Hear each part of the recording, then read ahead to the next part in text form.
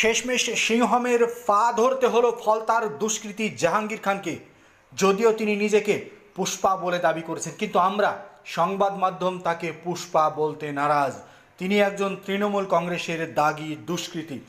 ফলতার দাগি দুষ্কৃতী শেষমেশ সিংহম অফিসার অজয় পাল শর্মার পা ধরতে বাধ্য হলো।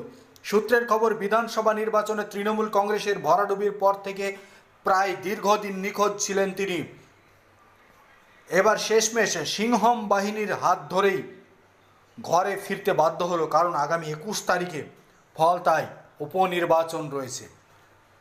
শেষ পর্যন্ত সিংহম অজয় পাল শর্মার বাহিনীর সহায়তায় ফলতায় ফিরে এলেন জাহাঙ্গীর।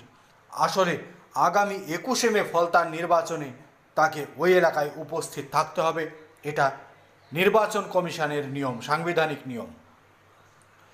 যদিও বিজেপির পক্ষ থেকে এই বিষয়ে কোনো মন্তব্য করা হয়নি, কিন্তু তাদের টার্গেট রয়েছে 207 থেকে 208, অর্থাৎ ফলতার আরও একটা সিট নির্বাচনের আগেই গোহারা হারছে তৃণমূল কংগ্রেস।